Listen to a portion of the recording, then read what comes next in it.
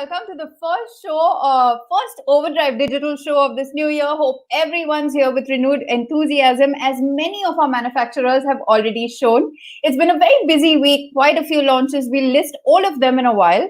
But first, let's start off with Audi India's best-selling SUV sedan, the A4, that launched earlier this week. Its facelift has left us impressed with its new features. Here's a quick look. Audi India is one of the first car makers to launch a new car for 2021. It happens to be the new A4.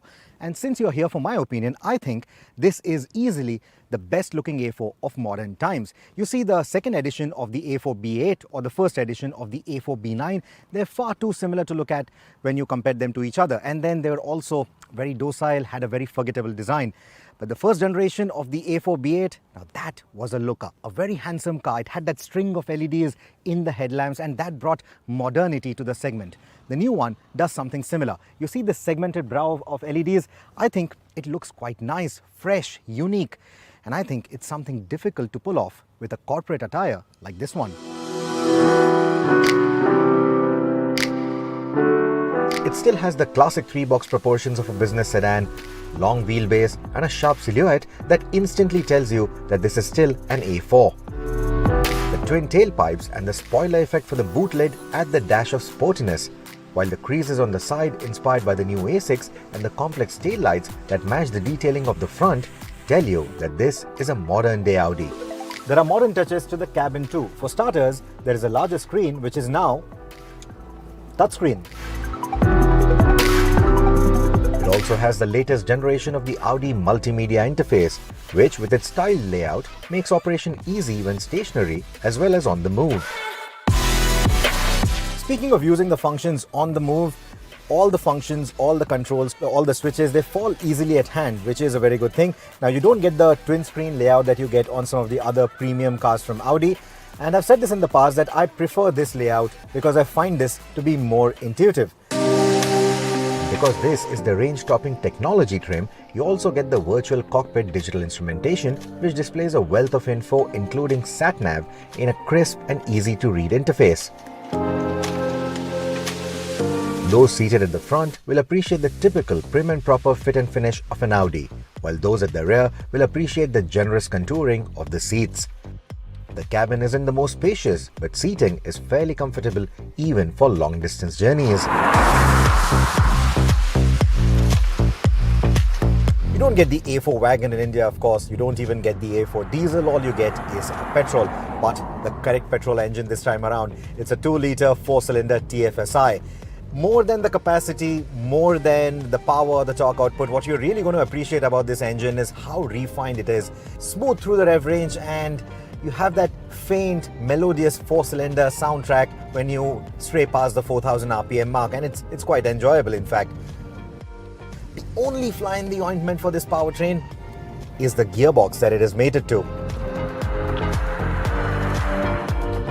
It's a 7-speed DSG alright, but acts stubborn at times, showing reluctance to downshift when you expect it to, like pulling overtakes or negotiating a gap in traffic or dropping a gear for a corner. The other problem is the lack of quattro all-wheel drive. Of course, 190 PS may not sound like much on a car of this size. However, there is a fair bit of torque steer every now and then. It almost makes you feel like this could be a 300 PS car with a front-wheel drive configuration that needs you to be measured with the throttle every now and then. That's exactly the feeling it leaves you with. And unfortunately, that's not a very good feeling. In our tests, the A4 went from 0 to 100 in 8.5 seconds, which isn't blisteringly quick and marginally slower than the larger Skoda Superb, which is propelled by the same engine. It weighs up nicely around the bends and complements the eagerness of the chassis and the powertrain. The A4 feels more supple and has better body control than even the Superb Sport line that we tested recently. Again highlighting that the only thing missing on the new A4 is the goodness of Audi's acclaimed all-wheel drive. If you're willing to ignore this lack of sharpness, and if treating the A4 like a sports sedan was never your intent, then this mid-size Audi ticks most boxes. So this sedan is now available starting at 42.34 lakh rupees ex-showroom. It is available in two trims, the Premium Plus and Technology. On the day of the launch, Bert also caught up with Balbir Singh Dhillon, head of Audi India, to know more about the exhaustive list of products they plan for this year. Have a listen. Balbir, thank you for being with us on the show. You've Thank been you. handling Audi through a very difficult phase. 2020 was a tough year, but 2021 promises to be fairly exciting. What's the outlook like starting from the A4? Audi A4, since its launch in India from 2007, is one of our best-selling models, and we continue to have a lot of prospective buyers who have been looking for and waiting for this car to arrive. And we have many customers over the past many years who have owned this car and have had a very satisfying experience. And we continue to have built this brand from first generation till fifth. With this generation, we also anticipate that we will continue to have even more customers coming to Audi brand ownership, and we intend that more and more buyers buy this car as we move on. So what I'm also hearing is it's not just the A4 that's going to be, the focus of attention, and Audi India, you've got big plans for 2021 in terms of the product, the pipeline. You're turning the taps on full force. So what's that looking like for consumers or people who want to be part of the Audi brand?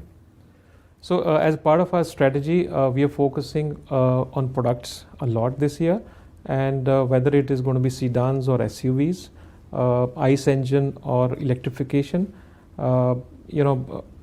entry-level cars or high-end cars, niche cars, sports cars, you will see products in all of these segments this year from our side. So talking about electrification, which is going to be the next big push from Audi, how close are we to the e-tron in India? So honestly, you will hear from us in a couple of months' time. We are working in-house very closely on this topic, because this is not just any other car. It is a new technology. It is coming for us first time in India, and it comes with its own, I won't say challenges, but it comes with its own preparation that we need. We need our teams to be ready technically, after sales team fully trained at dealerships, charging points wherever possible where we can put. So the preparations are on for this. This is the future. So we are investing heavily as a group, as well as Audi, into electrification, and you will see many more products coming. So we are moving in that direction, and definitely you will see the cars this year. So towards that end also, is there some prep to kind of get things a little smoother for consumers at the end? Because yes, I understand getting your technicians ready, getting your entire service mechanism in place, and keeping that ready for electrification is one challenge. But at the same time, a lot of manufacturers have also shown this intent that we need some sort of an infrastructure. We need to be able to provide certain services additionally to a consumer at his end. What's the work going on in that area? So you're absolutely right. There is a lot of perception that we need to cross before somebody buys an electric car. So the perceptions could be, how do I service my car? Where do I charge my car? So all these questions are very clearly in our mind, on our table, and we are working on the solutions for all of this. Let's say if you want to buy a car today and you don't know how do you set up the charging point at your home. So we'll have people who are capable of doing this available at the time of launch, and of course these services we will offer complimentary to our customers. So all these things will be available for our customers to make a choice, because it's going to be a choice that customer makes. He can buy an ICE engine, but at the same time he is offered an electric car, so he has choice of both. And I am sure many customers will come forward and buy these technologies, and we'll also give them peace of mind there as well. In case you want to sell the car in a few years' time, we will help through our Audi Approved Plus program. So all in all, from end to end, we will be standing with our customers. It's very important. This is a new brand that we are going to launch in India, and absolutely important for us is that it is successful. Slowly, surely, we will make it. Thank you, Balbir. I think that's some fantastic information that you've given us. Thank you guys for watching with us and being in this conversation with Balbir. In case you just joined in and you missed that interview, it's up on our YouTube channel as well as the new Overdrive website. So do check that out. Can we get Bert and Rohit on the show, please? Hi, Sony. Hi, good evening, Hi, Bert. Hi, Bert. Sony. Good evening, Rohit. Good evening. Good Happy New evening. Year, guys. I hope Happy New Year to 2021 everyone. is a good year. Is a good year for all of us, and mostly for you guys who are out there watching us. I hope 2021 is a great year for you as well, and things improve, and the vaccine comes in, and we're all able to go out and well have better times ahead. Absolutely. So we've seen the review of the A4. We've heard what Mr. Balbir Singh had to say about Audi's plans. We have a few questions here about Audi itself. One coming in from Ravi Patel. He wants to know whether the A4 front seats are ventilated or not. No, they aren't. They aren't. And Nitin Joshua wants to know. This is one of the concerns I have before I get into this.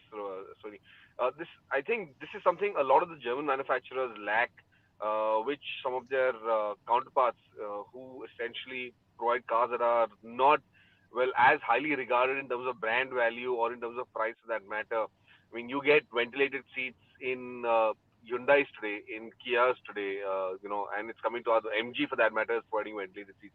And it's something for our country and our conditions absolutely essential. And not a lot of manufacturers, at least in the German brigade, offer ventilated seats in the affordable list of their cars for that matter, the entry-level sedans and SUVs. It's just not a feature available over there. Yes, you might get it in the S-Class, 7 Series, A8, Q8 and things like that. But otherwise, I don't think Q8 also gets the ventilated seats. I'm not sure, but I'll come back to that. But, it's something that's such an essential feature, and we just don't get that. I don't get manufacturers like Audi, BMW, Land Rovers for that matter, Range Rover, Jaguar, Audi don't offer ventilated seats. In fact, ironically enough, the CBUs come with heated seats. That's one option that is available by default. You don't even have to choose it. And in a country like India, heated seats, I don't know where you're going to use it. Even on maybe our winter drives that we do at Overdrive, yeah, it makes sense. But apart from that, I don't see the point. I think it everything. reminds me of that Russell Peters joke, You remember that one where he went about how Indians, we put them on the hottest place on the planet, and then let's give them lots of hair. Yeah, that's essentially what the Germans love. But all of this comes at an additional cost, right, Bert? So, and with India being such a price-sensitive market, I guess everything boils down to price. In fact, yes, of course, it boils down to price. I'm not denying that price is crucial over here. But when you're trying to sell a brand that is premium and has, or rather talks about technological advances and all, something as simple as ventilated seats, it's not very difficult. If a Hyundai can do it and still offer all the features that they offer, and which is significantly more than what Mercedes offers in the entry-level cars, or for that matter, I mean, you're really, really lacking something significant. And the word that I would choose, Sohini, is not price conscious. I think India is a very value conscious market. They are not, they're willing to pay the price. I mean, the kind of taxation that we have, and I just got a release from BMW a little while back saying that they've delivered more than 6,600 vehicles. So in the current scheme of things, those kind of numbers for a luxury car maker tells you that Indians are ready to spend money. So it's not really price conscious market, but it's a very value conscious market. We want the most bang for the buck. And there, when like Bert said, if you get similar features in a 15 lakh rupee car and then not get it in a 50 lakh rupee car, then obviously you don't see enough value, and that is where there is a bit of discrepancy there. All right, here's a question from Nitin. He wants to know, is the A4 good choice considering its siblings Superb is much cheaper and the upcoming 3 Series long wheelbase as well? Well, the pricing, yes, we've seen most new Audis, being priced at the higher end, be it something on the other side of the spectrum, something like the A8, the Q8, and now even with something like the Q2 or the A4, they are priced on the higher side, and the models that you've mentioned here obviously are going to make sure that the A4 doesn't have it easy at all. I mean, it's a nice car, it looks good now, it's got some good features, but yes, you just can't ignore, a superb sport line, the kind of features it offers, the kind of space it offers, the way it looks. And of course, you can't even ignore the upcoming 3 Series long wheelbase, which is going to give you a similar kind of space and at a similar price tag as the A4. So It's certainly not going to be easy pickings, and then you also have competition coming in from Volvo, the S60 that we've been talking about, the way it looks, and all the comfort that it packs in. So there's certainly a lot of action in this particular space, and with the kind of pricing that the A4 has come out at, I don't think it's going to be very easy for the A4. But that said, you also typically find a lot of Audi loyalists. There are a lot of Audi loyalists in the country who will not look at a BMW or Mercedes or any other brand. They'll keep upgrading within the Volkswagen and the Audi scheme of things, or that stable. So I'm sure that the A4 will find a lot of takers within that space. I'm also sure that there will be a lot of people who will want to upgrade from the current Superb to the A4, because though the Superb does offer better space and arguably better features in some scenarios as well, there will be a lot of people who would want the badge, who would want the Audi badge, and the A4 is like a very good entry ticket into that particular Audi way of life. So I think the A4 will have takers, but it's not going to be very easy for the car. All right, we have a question here from Rahul. He wants to know, when can we expect the next generation Baleno, and what is the big surprise coming from Maruti Suzuki? Rohit, I guess you can take this. You can announce this. Okay, I don't know what the big surprise is, very frankly, but we are now hearing that the diesels might make a comeback, because cars like the Brezza and the Ertiga, to be specific, the Ertiga a lot more than the Brezza, they are now looking to bring back the diesel on that particular car. They do have the 1.5 liter diesel engine that they developed in-house. It is BS6 ready, of course. The only reason why they decided to go against it is because of the cost that it would incur. But it looks like the consumers are not agreeing with what Maruti says. They want the diesel, especially in cars like the Ertiga and the Brezza, and looks like the diesel is going to make a comeback. As far as the new Baleno is concerned, well, I think it's still some time away. I don't think the model replacement is going to come very soon. I think we are still looking at a 2022, 23 for a model replacement for the Baleno. So I don't see that happening. What could be the big surprise, however, is the electric. Now there are reports that the Wagonar-based electric that they were testing, the Japanese Wagonar-based electric that they were testing in Delhi for all this while, has been shelved. But again, that was just a validity test that was happening. They were still understanding and gathering data. So that wasn't really going to be the car that was going to be launched in India. But it looks like Maruti could be doing something in the electrification space as well. So as of now, I'm really not sure what the big surprise is. It could be the diesels, it could be some all new model, it could be the Jimny. We have seen test mules of the Jimny as well. So there is quite a bit happening at Maruti Suzuki's end, and they've been silent all this while. So I think, yeah, now it's time for Maruti Suzuki to make some noise, and let's hope that the big surprise is a pleasant one. All right. Lalit wants to know, why wasn't the A4 launched in a rear-wheel drive or with Quattro? Well, the Right, Lalit, I think the principal Quattro. Yes, but you're saying something. Yeah, the principal reason for manufacturers doing this essentially is to keep the costs down. Keep in mind, for not the rear wheel drive, Audi doesn't do rear wheel drives. What they do is Quattro, which is all wheel drive, but all wheel drive also significantly raises the prices up. So it doesn't really become tenable then for an entry level model if you have that, and then which would clash with probably cars higher up the order within the old for that matter. So that's one of the reasons going with a front wheel drive makes it more economical. One, it gets you better fuel efficiency. Second, it also makes it more affordable. These are two of the biggest driving forces, reasons why manufacturers go with front wheel drive for that matter, with a single or front wheel drive for that matter. But beyond that, there are no other reasons. Larger cars will definitely come in with a Quattro for that matter. Okay. But I think your audio has gone a little low. Sorry, can you hear me now? Am I audible? Yeah. Though not loud enough. Well, I'll try to be louder, Sony. As long as it doesn't wake up the neighbors. Okay. All right. We have a question here from Arav. I'm guessing he's a Honda owner. He wants to know, will Honda quit within the next 5 to 10 years given its sales are declining? Well, Arav, not really. Honda has not put the kind of investments that it has in this country and put the kind of support and systems in place to kind of move out of India in the next 5 to 10 years. it is a challenging phase. A lot of manufacturers are faced with several of these hurdles at this point in time. 2020 was a bad year for everybody, as we know it.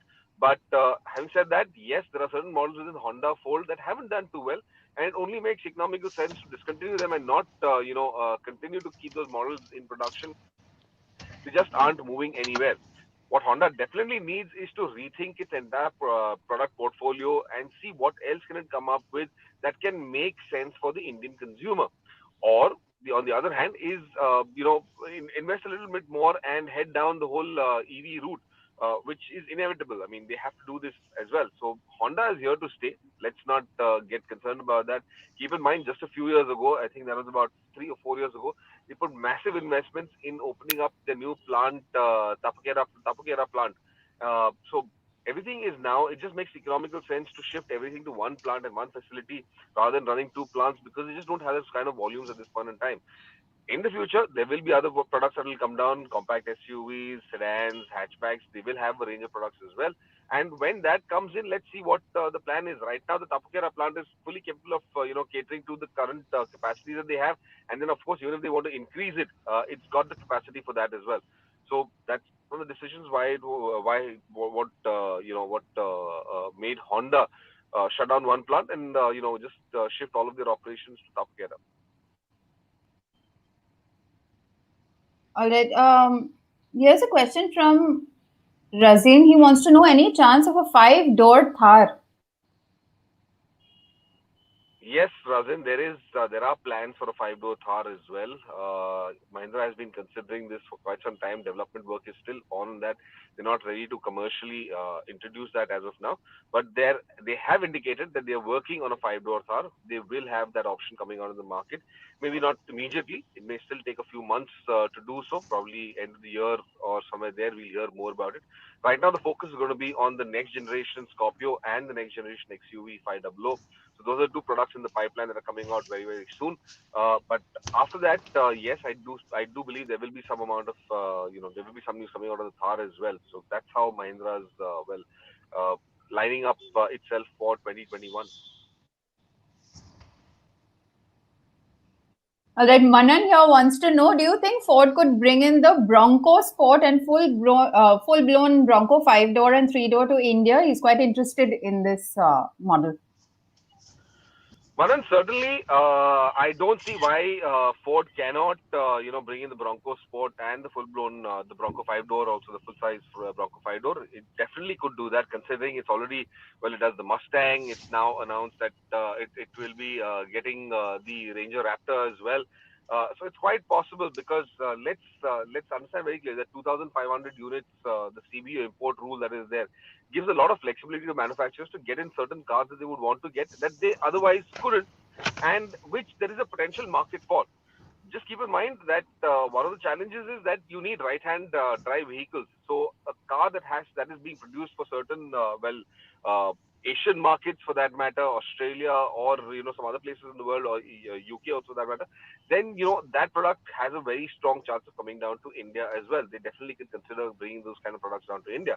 So yes, and now that Ford is of course on its own, we'll come up with that in the news as well. Now that Ford is on its own, that JV has broken off with Mahindra. Ford might, decide to bring in a few more models under the CBU route. So let's see what they're planning. We carried this news story earlier also, where it was not just the Ranger Raptor, but they were also looking very keenly at bringing the Focus ST and the Focus into India. So if they do that, there are several other models also that they can come out with. Maybe the Bronco would be one of them.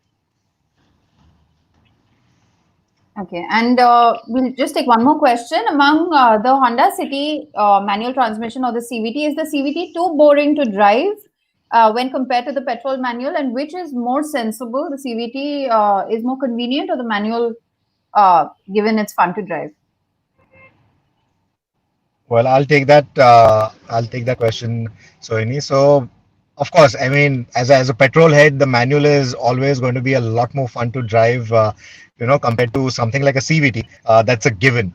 But typically, if you have, experienced CVTs, in the past, and you know how boring they are, and that whole rubber band effect. That has been reduced by a fair margin with the new Honda City. That is also something that we pointed out in our review. So yes, it's certainly not going to be as exciting as the manual. The manual with that particular engine is just like a marriage made in heaven. It's a fun to drive car.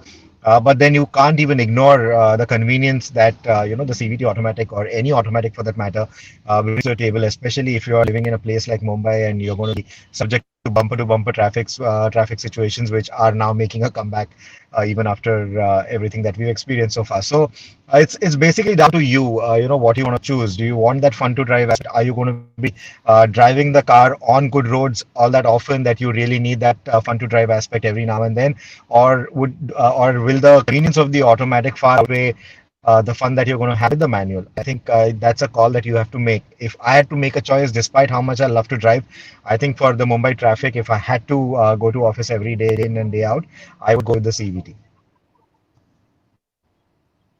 All right. There's been plenty happening in the world of auto, so we'll just quickly go through the news from this week. Like I mentioned right at the start, it's been a busy week for manufacturers. Most have stepped into this new year with renewed enthusiasm. Toyota hasn't made us wait too long. They've launched the Fortuner starting at 29.98 lakh rupees for the 4x2 petrol manual variant, going up to 37.43 lakh rupees for the diesel 4x4 automatic variant. And the more premium Legend model has launched starting at 37.58 lakh rupees, and it comes only with a 4x2 automatic variant. Moving on, MG Motors India, the brand that offered India its first internet inside car, has given the Hector a facelift. Now, the 7-seater spacious Hector Plus has launched starting at 13.34 lakh rupees, while the 5-seater variant starts at 12.89 lakh rupees. The most outstanding feature, though, for this SUV is inside. Check this video out.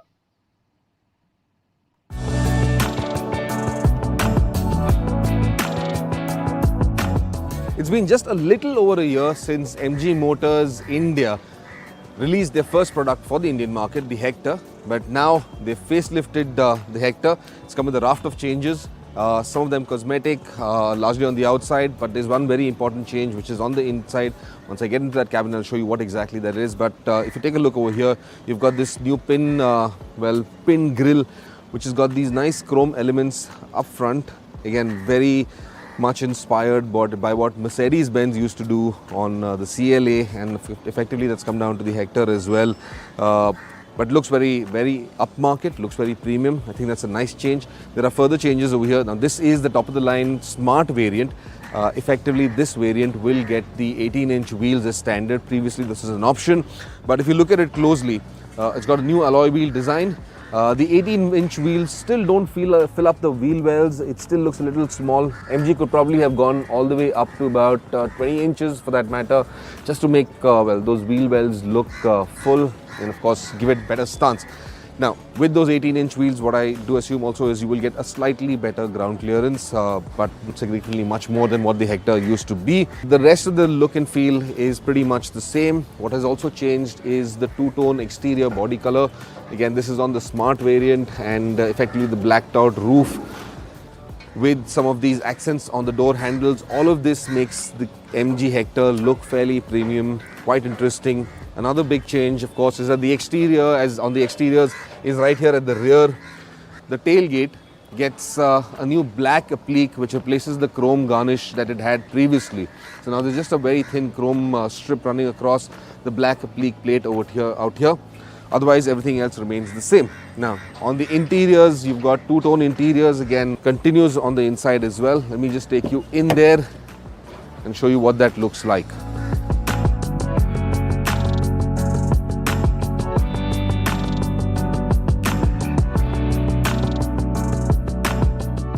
Inside this cabin, one of the biggest changes, of course, is this two-tone upholstery that you can see with the black shades on top and the beige shades on the lower end of the dashboard. Again, the seats are the two-tone upholstery as well over there. It's a nice combination, makes this cabin look a little more fresher, more spacious, a lot more roomy than before. I think that's also a mark of how premium this cabin has got over time. There are several other features that you get in addition with the raft of changes that have come in the new MG Hector. One, of course, is the charging pad out there for you to charge your smartphones. You can just place the phone down there and it's charging. Now, the biggest change, however, is in the voice commands. Keep in mind, with the whole Internet Inside campaign that MG had started off with the Hector, they had really touted and gone to town about how you could talk to this car, have a conversation with it and ask it to do several things for you. What they've now added to it is, well, a dose of English. You don't necessarily have to talk to this car in English. आप इसके साथ हिंदी में भी बात कर सकते हैं और इस सिस्टम को हिंदी में सवाल पूछ सकते हो, कमांड्स दे सकते हो, जिससे आपके अलग फीचर्स जो है वो वेल काम करना चालू कर देंगे. फॉर इंस्टेंस, सनरूफ खोलो, voila, it works. And I think that's an absolutely fantastic feature on the new Hector, that you can talk to it in Hindi. It understands you while it won't respond back to you in Hindi. मुझे गर्मी लग रही है. Okay, temperature is low to 22 degrees. But it will effectively understand what you're saying and asking it to do. और आपको जो करना है इसके साथ, whether you want to change music, change the tracks, switch through AM, through FM, open the sunroof, और बहुत सारे ऐसे functions हैं, because of which, I mean, this is absolutely astounding. It's the first time any manufacturer in India has gone with a feature like this, allowed their connected technology systems to converse or rather understand Hindi. And I think that's absolutely brilliant. Well done, MG Motors.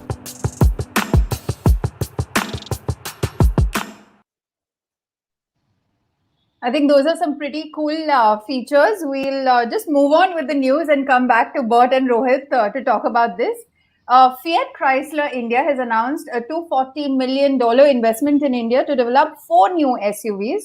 One is the facelifted Jeep Compass that was showcased just yesterday. It comes with plenty of new updates inside the cabin, a completely new center console with a floating 10.1-inch Uconnect infotainment system, which now allows over-the-air updates.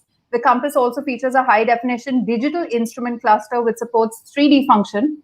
With over 50 safety features, this promises to be an attractive SUV for when it launches next month in the country. A made-in-India product. For India, the Compass will also be exported to right-hand drive markets like Australia, Japan, and New Zealand pretty soon.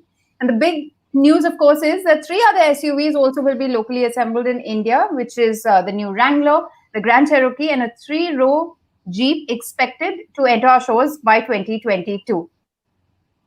But Rohit, in fact, we do have a question here from someone who, where is that?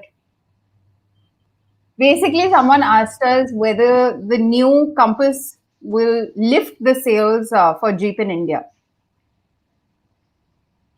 Well, I'm not entirely sure if it will lift the sales for the Compass in India. I'm not entirely convinced that it could do that. It's a difficult time in any case, and sales aren't really going up on the retail end like the way most dealers want them to. But yes, it brings a bit of freshness to the design, to the Compass. The interiors essentially are really smart. I do like the way the dashboard has been laid out. Even that 10.2-inch, 10.1-inch touchscreen, fantastic looking unit out there. Makes it look very premium, makes it look very elegant. It's quite well designed as well. I'm quite looking forward to sitting inside the Compass and seeing how that, the fit and finish is.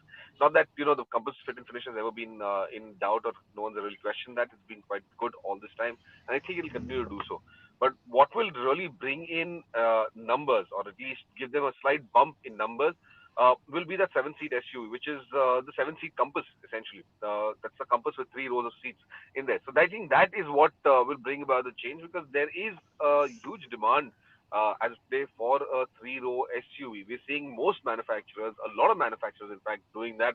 We're going to see a 7-seater Creta coming out. We're going to see a 7-seater Compass come out. So all of these are going to be part of the Indian environment. You're going to see these SUVs on the road. So that 7-seater Compass is what is going to make a difference to the numbers more than just this facelift, for that matter. The other big bit is, of course, the Wrangler assembly in India. Now, what we're all hoping for, fingers crossed, that the Wrangler prices become a little more affordable. I don't know how much more affordable it will be, but I hope it becomes a far more appealing product for more consumers to step and enjoy that Wrangler. We've enjoyed it. We've driven it and some fantastic features with it, and it's a lot of fun. It's an SUV that I would love to own someday. But yes, it is expensive at this point in time.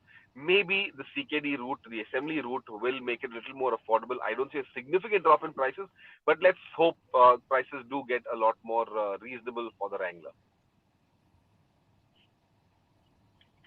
All right. So we'll just run through our news once again. Interesting news is coming in from Ford India as well. While most manufacturers have been hiking prices of their products to offset manufacturing costs, Ford India has launched the EcoSport facelift at 7.99 lakh rupees. The price has been slashed by 20,000 for its base trim. The mid-variant titanium model now gets a sunroof. Also, despite Ford and Mahindra having called off their joint venture just before this new year, the 1.2-liter turbo petrol M Stallion developed by Mahindra is still expected to power this SUV, replacing its 1-liter EcoBoost engine. Also, big news coming in from Tata Motors. We're counting down to the debut of the all-new Tata Safari. Yes, you heard that right. Tata has renamed or will be renaming its 7-seater concept showcased as the Gravitas at the Auto Expo last year as the Safari. This SUV will be unveiled on 26th of January, Republic Day. More details then. But Rohit, your thoughts Yes, on Rohit. Gravitas being called the Safari? Well, I think it's fantastic that the Safari nameplate has come back. I'm not too enamored by the Safari nameplate coming on the Gravitas, which is essentially the next whatever is just an iteration of the Harrier. That is something I don't really find too appealing. I've seen a lot of these comments coming from a lot of readers, a lot of viewers as well, who've essentially who voiced the same opinion that I have. Is that Tata should have reserved that name for something entirely new, something entirely different, something really, really significant for that matter. And rather than just going on for another iteration of the Harrier and doing it naming it the Safari. A little patience could have gone a long way in favor of Tata Motors and in favor of the Safari for that matter. But yeah, it's fantastic. It's great to see that the Safari nameplate is back again, and I do hope it does a far better job now than it did in the past. And in the past, of course, it was a premium SUV at a price point also where a lot of people weren't really didn't really need the 4x4 abilities that it had, or didn't want that kind of packaging for that matter. But still, yes, it became a cult item in India, and over time it did reasonably well for that matter. So yeah, all the best to Tata Motors. Let's hope the Safari this time does a much better job than it ever has before. Rohit, would you like to add something? I think I'm of the same opinion. I mean, Thar going and doing what it did on the 15th of August, it created a huge bang about what the car is all about, and that whole the pride, the patriotism, all that coming into play. I think I'm trying to look at something similar by launching this car on the 26th of January, but sort of go back to Auto Expo 2020. We had the Hexa Safari Edition, and now the Gravitas being renamed as the Safari. It just feels like Bert said, they've sort of rushed into it. They were a little unsure of what they want to do with that name, and I think a little bit of patience, or a lot more patience, would have helped. They should have waited for the right product to come along and then called it the Safari. That would have really created that splash. This, at the end of the day, is still a variant of the Harrier. The Harrier, it stands for whatever it is, and then you don't want to sort of dilute it down now. I think the Safari name is going to be diluted by putting it on a 7-seat Harrier, because that is what it is at the end of the day. They should have sort of drawn a page from the Land Rover philosophy. You wouldn't expect Land Rover to just randomly put a Defender name tag on some vehicle, or a Discovery name tag on some variant of some other vehicle. They wouldn't do that. They would only use it for a purpose-built vehicle. And I think this is what the Safari stood for. It was a purpose-built vehicle. It had a lot more going for it than just its form. And I think that is what they should have done. They should have kept this nameplate for something a lot more exclusive, something that was a lot more befitting. And that iconic name tag, that marketing tag, it just worked wonders. Even today, it gives a lot of petrol heads the goosebumps when you say "reclaim your life." Where that car had aura to wear a tagline like that. I don't know if it works with the Gravitas. I mean, yeah, third row of seats over the Harrier. How are you going to reclaim your life? I think it's more about sort of showing that you have given into making sure that you have uh, done your biological purpose on life. You have had too many kids. You've had a big family now, and you need a seven-seater. You need three rows of SUVs. It's more about that you've succumbed to your life more than reclaiming your life. I think that is how I would look at it. But yeah, jokes apart, I think they should have just kept that Safari name tag for something a little more exclusive. Here's also what I think is that I'm not really confident in terms of what the Gravitas has to offer, and I think some of that bringing the Safari nameplate, because that is a nameplate that a lot of Indians do love. It's a great and good marketing ploy for that matter to kind of invoke rather a very sentimental feeling for this. It'll at least get a lot of people running into Tata Motors showrooms to see what the new Safari is all about, and in that sense I think they can enjoy a lot of success or at least reasonable amounts of success with the product. So it's a smart strategy. It's a smart, though I would have also, yes, like you said, Rohit, I would have waited for something really special. And for that to be named the Safari, where Tata Motors could have just shown, a completely new side to themselves or to that product. But yeah, I mean, it is what it is right now. So let's just see what it is once, on the 26th, and when we get to drive it.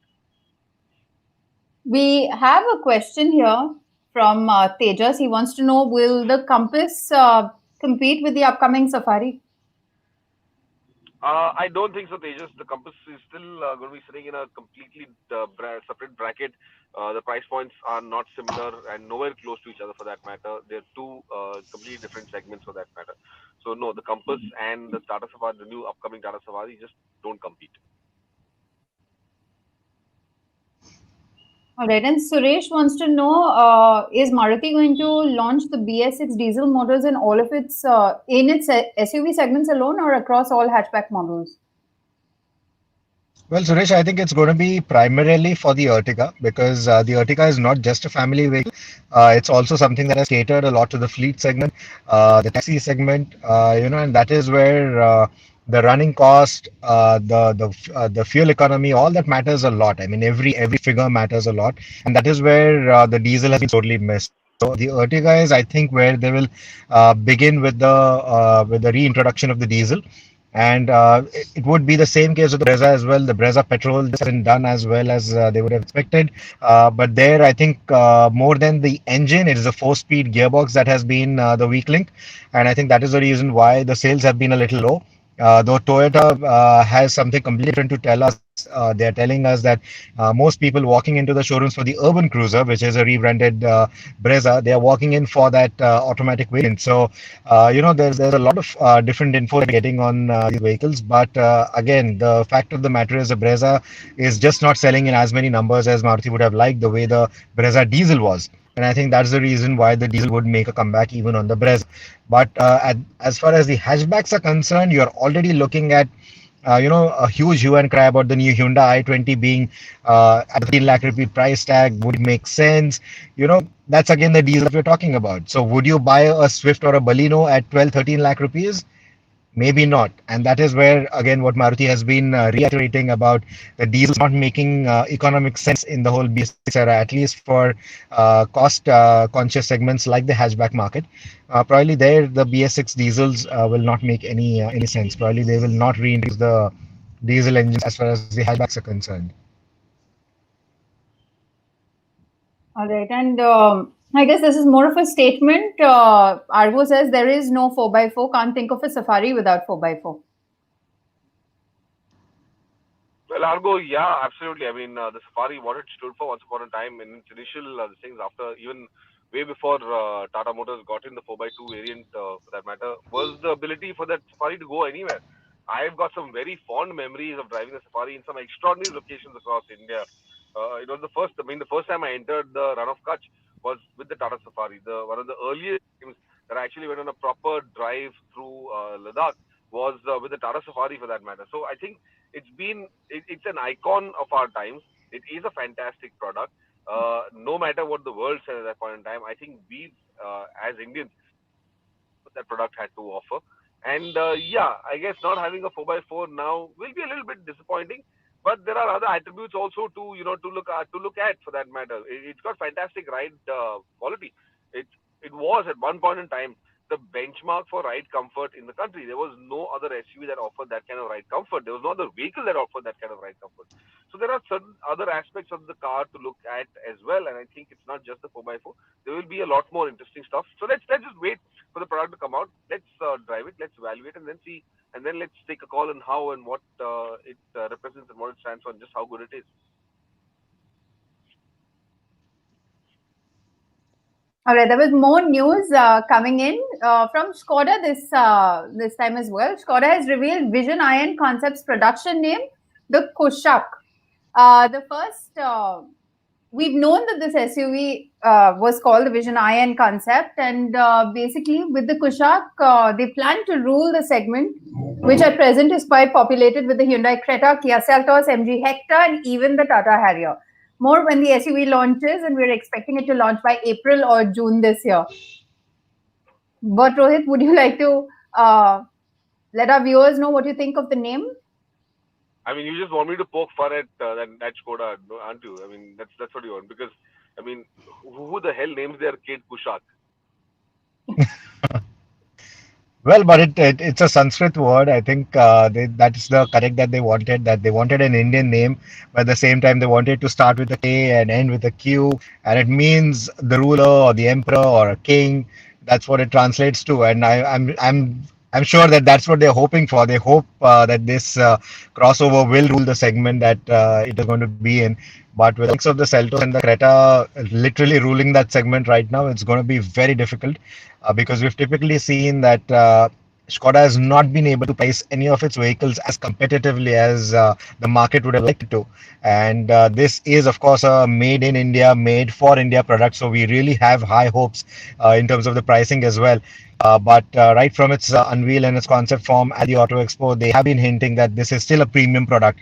And the moment someone says that this is a premium product, it's not going to be something that you would want to compare to the others. It clearly means that it is going to be priced at a premium as well. So I hope they don't do that this time around, because at least from what I see in those pie shots or in the concept that we saw, it is a slightly smaller, a slightly more compact product. And that is something I pointed out in one of my reviews as well, that with all the MQB products from the Volkswagen group, we have seen that these vehicles are a lot more compact. They're not less on space. They are definitely spacious, but the way the platform is, the vehicles appear compact on the outside. Everything from this Vision Iron all the way up to something like the Audi Q7 has grown smaller in size. It looks compact than what its space would suggest, and that may not work in its favor necessarily if the price is going to be on the higher side. I'm going to give Nitin's joke a bit of airtime here. He says Skoda Khatarnak would have been a better name. Maybe a Kushaq RS. A Kushaq RS could be called Khatarnak. I think that is something that Skoda should try. Maybe put in the 2-liter TSI engine from the A4 in this, and probably that would be a Khatarnak combination, I think. All right, we have a question here. Definitely, I mean, someone within Skoda is definitely consulting a numerologist or an astrologer or something of that sort, because this whole Certainly. KQ thing, or Ekta Kapoor, someone told me. I mean, Ekta Kapoor must be a consultant for them. This whole K thing and the Q thing is just going on for too long. All right, Sachi So I think wants if to they know, want can any you? celebrity endorsement for their SUVs, I think they should certainly have Ekta Kapoor on board. Possibly, man. I definitely think so too. That would make sense. All right, Sachi wants to know, can we expect the Taigun to make a surprise arrival before the Kushaq?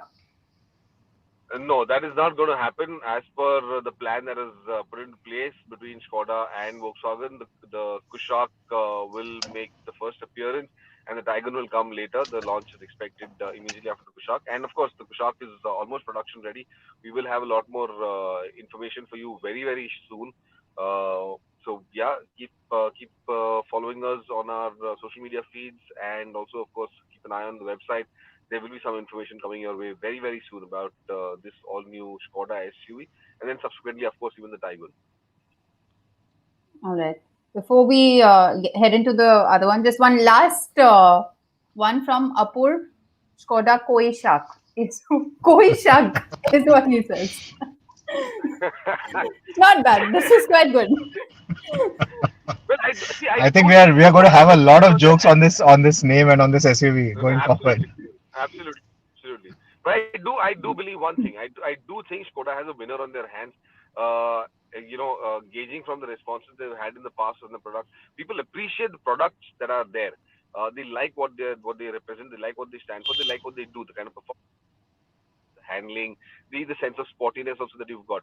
And I think the Kushaq will carry that forward. What the biggest challenge for Skoda has always been the dealer end, and that is the one biggest hurdle that most of the customers, have with Skoda, with the brand for that matter. And I think that could be a challenge again. But having said that, I think as a product, there will certainly be a lot more people than ever before looking at what this is. Keep in mind, Skoda hasn't done a compact or a smaller SUV for a really, really long time. The Yeti was the last that they ever offered, which is anywhere close to compact, but even that was quite expensive. Now we're looking at a whole new segment, a whole new product, and I think there will be a lot of takers for something in this of this sort. All right. Moving on, have you seen the new brand logo and slogan from Kia Motors? The logo is designed to resemble a handwritten signature. What do you guys think of Don't it? let's not get into that. What? What we think of it. On that, I think you had enough of a Twitter discussion with this. Do get onto my feed and you'll see all of the comments over there and what the Kia logo feels like, or this whole rebranding exercise is all about. But like I All said over right. there also, I'd rather wait to see that logo on a car, to be placed on a car, before Exactly. Yeah. passing comment. To be honest, I think that's only fair. We should see what it looks like on a car before actually making some memes out of it. All right. And Nissan Magnite has received over 38,000 bookings since its launch last month. And to celebrate this feat, the Japanese brand will not be hiking prices of this compact SUV, except for the base model, which will see a price hike of 50,000 rupees. In other news, the Magnite has also received a 4-star ASEAN NCAP safety rating, which should bolster customer confidence in the brand. And finally, Jaguar's first electric SUV, the I-Pace, has docked on Indian shores. While bookings had already started in November last year, Jaguar has stated the deliveries will begin from March. So that rounds about all our car news. We had a couple of the questions are just piling up actually. Daniel joins us. He wants to know opinions on a family car or vehicle, family of 3 plus 2 dogs, sub 15 lakh rupees, petrol or diesel does not matter, automatic does. Ertiga. Daniel, I think Get the Ertiga Ertiga. is a good choice. Yes, Ertiga is a good choice. But I think you should wait for the new Scorpio to come out, because that is not too far away, or even the XV500. Let's see what it is, because if the Thar is anything to go by, I definitely think there's a significant shift in in the kind of quality, in the kind of products that Mahindra is offering. So let's just I'd recommend wait for a while. Let's see what Mahindra comes up with. Maybe the Scorpio might be much better than ever before. Maybe the XUV will be a remarkable radical shift from what it has been in the past, and maybe both of them might just fit inside your budget as well. So just hold on for a little while longer. All right. Anish wants to know which is better, the Innova Krista, the Carnival, or the Sorento, and why? Hands down, it has to be the Carnival. Hands down, in my opinion, it's the Carnival. One, because I of the agree. space that it offers you. Second, because of the performance that it's got, the ride comfort that it's got, the kind of features that it gets you. Sliding are absolutely brilliant. They're very practical on a vehicle of this order, and it makes a lot of sense. I've been able to park the car in tighter spots than any other vehicle for that matter, and still get people out very comfortably, because the doors slide behind rather than opening outwards. So there are certain features that are really value based for that matter. Even the third row of seats, even if you prop up the third row of seats, you've still got enough luggage room for more than a weekend of travel, for a whole week of travel for that matter. You can still put in all the 7 people's luggage inside the Carnival and still get out. So in that sense, I think it beats everything else hands down. in terms of practicality, in terms of performance, in terms of usability, in terms of drivability. It's a brilliant package overall, if not for the price. All right. Mayur is saying he's looking to change tires on his Activa. The dealer has told him that the Apollo tires are also an option apart from the MRF zappers. Should he try a new brand or stick with the MRF? Absolutely, I think stick with the MRFs. I don't see MRFs have done this for a really really long time. They just know what they're doing. So stick with the MRFs. I think you'll be very very happy with them. I'm not too confident about what Apollo can offer. So my recommendations, get to MRF. All right. Shobit wants to know, is Kia Carnival going to get an interior and exterior facelift? Yes, Shobit, the Carnival is coming with the facelift version of the Carnival is on the cards. I hope to see it this year. We've seen the images of it previously, and that honeycomb grille that it's now got. It's a brilliant looking upgrade. At least in the images, it looks fantastic. I don't know how it looks in the flesh, but in most cases, anyway, we've seen great looking images. Even the product has turned out to be absolutely fantastic looking. So there are some upgrades coming to the Carnival. Just wait for a little while longer, and we'll have some information for you on that as well. But Rohit Sankalp wants to know, what cars do you own? I don't know whether he wants to know what you're sitting in. Well, I'm sitting in a Range Rover Evoque today. Rohit's in the Creta. But those are two cars that we're in today. But I don't own a car. I own a motorcycle. I own one motorcycle, actually two, and that's it. And one is a Vijay Super scooter, which I'm still in the middle of process of restoring. But that's about it. Every other vehicle that I have got belongs to my wife. Yeah, same here. I mean, I don't own any cars. I only ride motorcycles and I own motorcycles. So yeah, no cars. All right. Inderpreet wants to know, any updates for the next generation Ciaz? Not that I have any info on. Yeah, nothing on the cards at the moment. Okay. And Alok wants to know, which is the most affordable rear-wheel driven car in India? Most affordable rear-wheel driven cars. Eco. Maruti Eco. Well, we could have said the Nano if it was on sale still, but unfortunately that's not happening. So, yeah. But otherwise, I mean, if you're looking at something that gives you great performance and a lot of fun, it's only the BMW. That's about it. The 3 Series, great car, fantastic car, absolutely brilliant. All right. Rajesh wants to know, how good is it to use higher octane fuel on a daily basis? As per common knowledge, high octane fuel should be used only once a month, or else it affects the engine on a longer run. Well, Rajesh, you don't need high octane fuel. The regular octane fuel that is available at all petrol pumps is perfectly suitable for your car. Your cars are tuned for that particular fuel as well. Higher octane fuel is essentially needed only for high performance engines, which can only be found in supercars, sports cars for that matter, and that too some of them. Most of those cars also now run on regular unleaded fuel for that matter. 97 octane, 97 RON, that works absolutely fine. But having said that, you just don't need to use, it doesn't make sense to use high octane fuel on an everyday basis. It's not exactly beneficial for everyday regular engines. All right. Rohit, I believe you can take over for the motorcycle news. Right. Speaking of high performance vehicles and high performance engines, the Kawasaki Z H2 is finally here. If you remember, if you've been following Overdrive, last year we reported that the Kawasaki India dealerships had open bookings for the Z H2, but then because of the COVID, the pandemic, everything was delayed, and the motorcycle never arrived on our shows. But now it's finally here. It's available in 2 trims. There's a Z H2 and a Z H2 SE.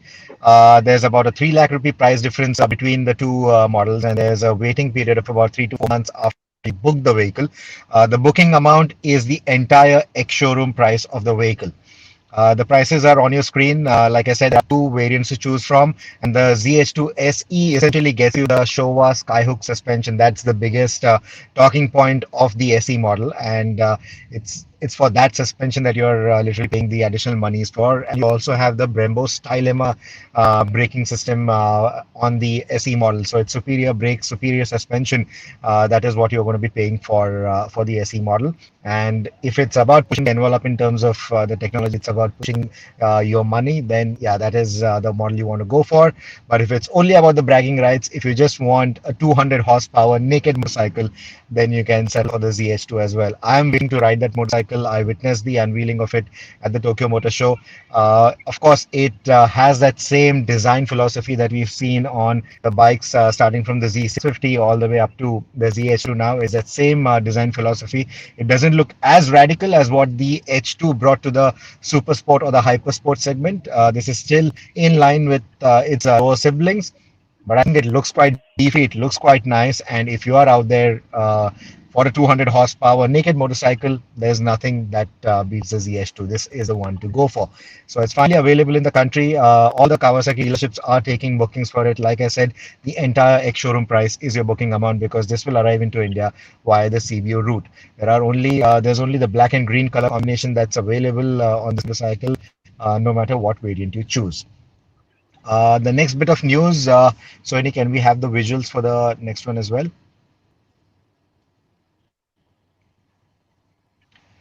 Right. So what you see on the screen, unfortunately, is not in India, but this is the updated version of the KTM 890 Adventure. Let's have that image again on the screen. So essentially, what is new is the bodywork, and as you know, that the 890 Adventure, it has its fuel tank next to the engine. Right down below, it has now grown larger in size. The body panels are going to be different. Of course, this is a prototype. There will be a lot of enhancements and fine tuning that will go into the making of this motorcycle, but this is the updated 890 Adventure. It's expected to come out sometime in 2022. It's not happening anytime soon. But whether or not it will come to India still remains to be seen. Now, we recently spoke to KTM when we rode the 250 Adventure, and they are looking at bringing the bigger models to the Indian market. So that is a bit of good news. There was a little bit of, debate and discussion on whether KTM will bring in the bigger models now, since the 790 Duke didn't do too well. But looks like they are actually looking at bringing in the bigger Adventure range to the Indian market as well. They might begin with the 790 Adventure. Now, I think that is where the decision is still pending on whether to go with the 790 Adventure or the 890 Adventure, because that 790 platform is being produced in China now by CF Moto, KTM's partners there. So there is that route that is open. But given the uncertainty when it comes to importing stuff from China at the moment, they might instead look at doing something with the 890 Adventure directly. So there are these bits of news and pieces and rumors, everything that's floating around. But yes, the bigger ones, the bigger bikes will come from KTM to the Indian market as well. But this particular 890 Adventure that you saw on the screen is still some time away. 2022 is when it will come out.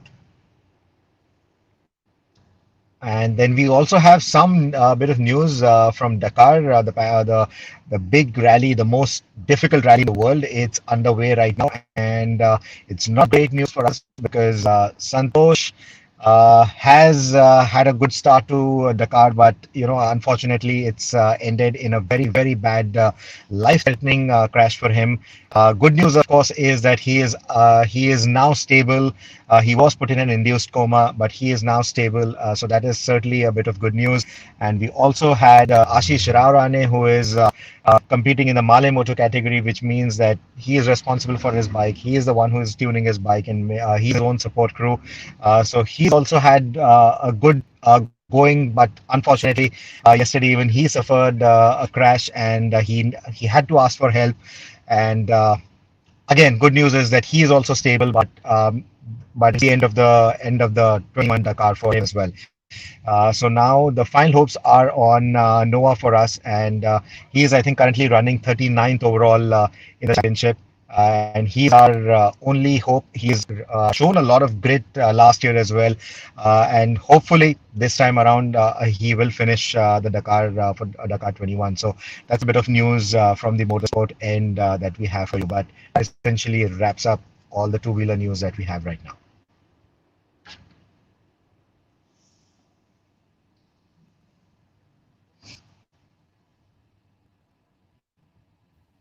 So, I think your mic is muted. Sorry. Yeah. Sorry. I was just saying, Bert, would you like to add anything to that? Well, not really. Let's fingers crossed that Harit Noah can actually, at least go past the checkered flag at the end of Dakar, which is still a few days away. But let's hope that he's successful in finishing off Dakar. But yes, our best wishes, our prayers go to CS Santosh and to Ashish Rane. It's not an easy event. It is tough, and as you've seen, it can be life threatening as well.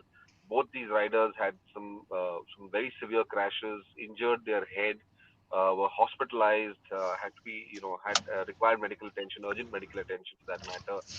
But out of danger, they're recovering, and let's hope they're back at rallying next year. I really feel a lot. I really feel very very bad for CS Santosh for that matter, because it's not the first time he's had a bad incident. Keep in mind his first Dakar outing, he also had a very very tough one when he suffered a major crash and some burn injuries. And now, of course, again with this year 2021, he's had this crash and again a head injury.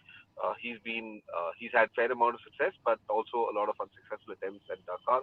But the spirit is strong. I think they will come back to Dakar in 2022 again. I wish both CS and Ashish Rawne all the best. Even Harit Noah, for that matter, take it easy. I think the most important thing, like someone once told me, is to finish first. You first have to finish. So let's just well, we're rooting for you, Harit. Get across that finish line, safe and sound. Absolutely. I think this keeps showing us that motorsport is a dangerous sport overall, but these guys are really tough and they know what they're doing. So let's just keep our fingers crossed and good luck to Harit Noah right now. And you can follow the updates as well.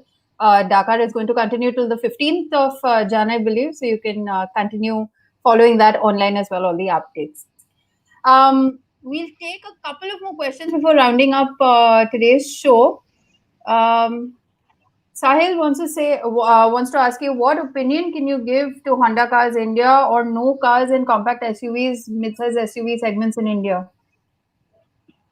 Well, Sai, like I earlier mentioned also, it's been a difficult year for a lot of manufacturers. Honda has faced a lot of challenges with that. Numbers have declined. Sales numbers have gone down considerably for a lot of their products, for that matter. And of course, the worst hit was the Civic and the CRV.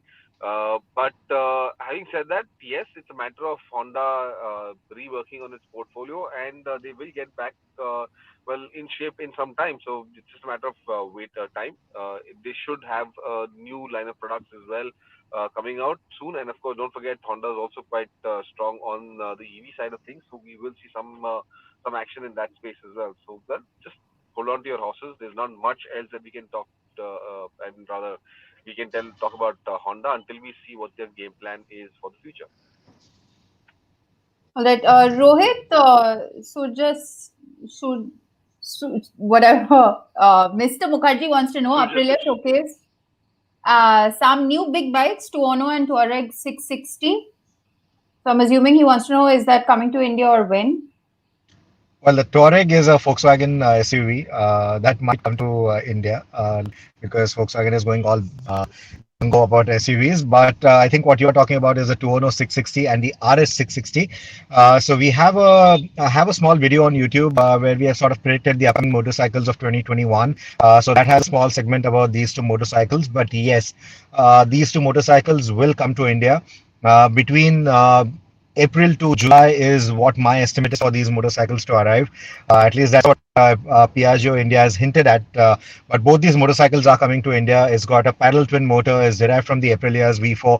It's essentially like the V4 being cut in half. That is what they've practically done with that engine. And it's a 660cc engine. The RS 660 is the track-focused one, so it is slightly higher on the power. The 210 is slightly lesser on the power. It's a street bike, but it will come to India.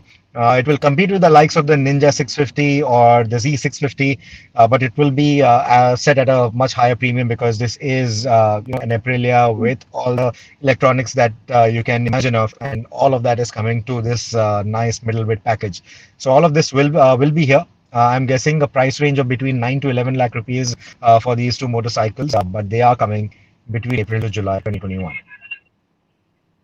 All right. Lalit wants to know any news on the bi-turbo Endeavour launch. It is the least powerful one in its class now. Well, I haven't Lalit, heard of. I haven't heard of it. no But any news that you no have? bi-turbo Endeavour.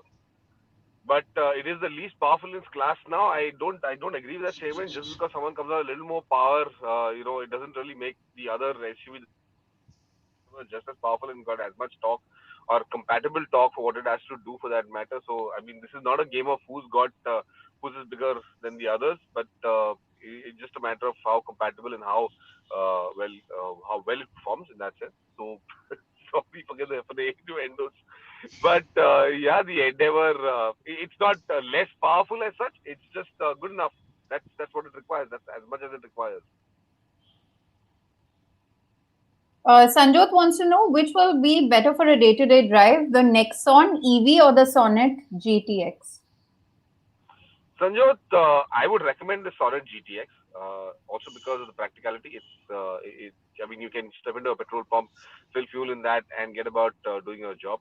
But the Nexon EV, I mean, a very interesting car. I really liked it. I thought it was fantastic. It offers you the greatest luxury that any car could ever offer, and that is a smooth, noiseless drive, something that no manufacturer with an IC engine can ever offer you.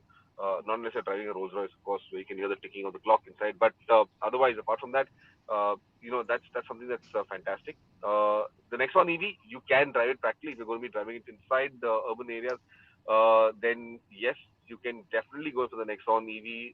It's got the range to make a comfortable city mover for that matter. And I think it's worth experimenting or worth trying out the Nexon EV and seeing the kind of performance you get from an EV. Probably adopt EVs faster than anybody else and move on to that. Get used to it quicker the better. All right, I think that's about it in terms of the questions. Thank you so much for sending us all of your questions. Sorry, I'm just trying to scroll through and see if there's anything that we've missed out on. No, I think that's about it. So before we wrap up, I'd like to remind everyone that you can tune in to CNBC TV 18. Sorry, I seem to have a lag on my screen. Can you still see the question? No, we're okay now, Sohini. I think we're by and we're closing for today. Guys, so thank you for being on the show with us today. Absolutely wonderful to bring you this, the first digital show of the year 2021 for that matter. And do stay tuned. Keep sending us your queries every time we come online. Keep in mind, most times we run this Fridays in the evening at 6 p.m. But time to time, yes, because of shoots or anything that is, that face the challenges that we face, we might shift it to Saturdays, but we will give you advance information on our Twitter feeds, on Facebook, and everywhere else. Do log on to the website as well. We've got an all new website, and it's got a lot of information coming your way, faster and smoother than ever before, for that matter. A lot more refined, at least, or I would say a lot more sportier than before as well.